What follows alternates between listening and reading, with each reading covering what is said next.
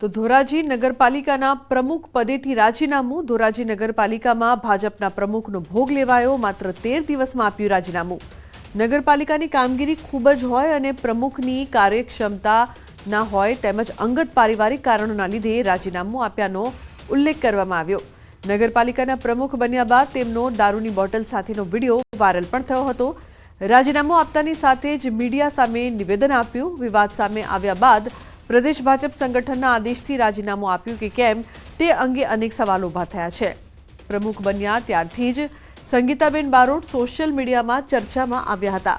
જો કે ધોરાજી નગરપાલિકાના નવા પ્રમુખ કોણ બનશે તેને લઈને ચર્ચાઓ શરૂ થઈ ગઈ છે। મેં મારા સ્વેચ્છાએ આપ્યું છે રાજીનામું, એટલે કોઈનો કઈ વાંક નથી અને પક્ષ સાથે હું જોડાયેલી જ છું।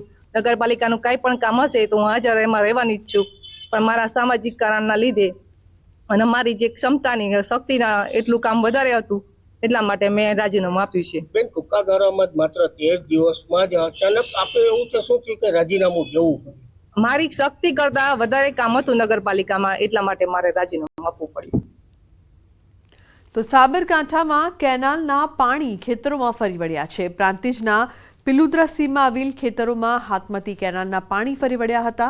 કેનાલના પાણી ખેતરમાં ઘૂસતા બેટમાં ફેરવાયા હતા। તો ઘઉં અને કોબીજ ફુલાવરમાં પાણી ફરી વળતા ખેડૂતોને લાખોનું નુકસાન થયું। બીજી તરફ ખેડૂતોએ ખેતરોમાં પાણી અંગે તંત્રને જાણ કરી હતી।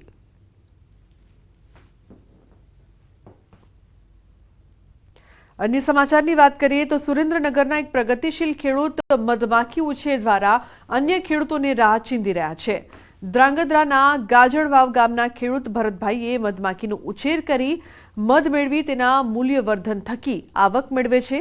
ત્યારે તેમના દ્વારા ચાલતા શ્રીરામ રસ મધમાખી ઉછેર કેન્દ્રની આણંદ કૃષિ યુનિવર્સિટીના વિદ્યાર્થીઓએ મુલાકાત લીધી હતી। વિદ્યાર્થીઓએ ભરતભાઈ પાસે મધમાખીઓ અને તેના મધ વિશે તમામ માહિતી મેળવીને પ્રેરિત થયા હતા।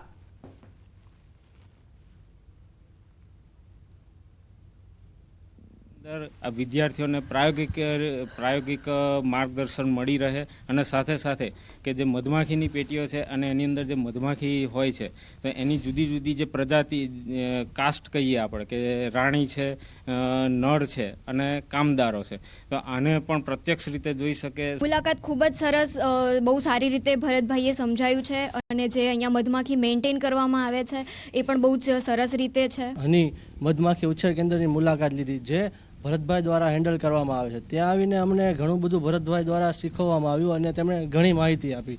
આજે અમારા ફાર્મ પર આણંદ કૃષિ યુનિવર્સિટીના વિદ્યાર્થીઓ વિઝિટ માટે આવ્યા છે અને એમને જે જરૂર છે મધમાખી ઉછેર માટેની, મધમાખી શું કામ કરે છે, કયા વિસ્તારમાં કઈ જગ્યાએ મૂકવી, કેટલા પ્રકારની માખીઓ હોય, એ બધા પ્રશ્નો પૂછ્યા અને એને સરસ રીતે સંતોષકારક જવાબ આપ્યો।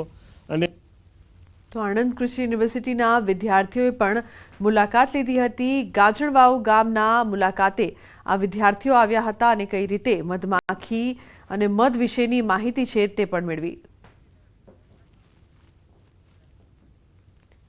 તો સુનિતા વિલિયમ્સના પરત ફરવા પર મુખ્યમંત્રીએ વ્યક્ત કરી ખુશી। કહ્યું, ભારત અને ગુજરાતની દીકરી અંતરિક્ષમાં ફસાયા બાદ સફળતાપૂર્વક પરત ફરી તેનો આનંદ છે। સ્વાસ્થ્ય સારું છે અને સારું રહે તેવી પ્રાર્થના। ગુજરાતની દીકરી અને ભારતની દીકરી પાછા આવવાથી આપણને ખૂબ આનંદની લાગણી અનુભવું છું અને એમનું સ્વાસ્થ્ય સારું છે અને હવે પણ એમનું સ્વાસ્થ્ય સારું રહે અને એમની મનોકામના બધી જ ભગવાન પૂર્ણ કરે।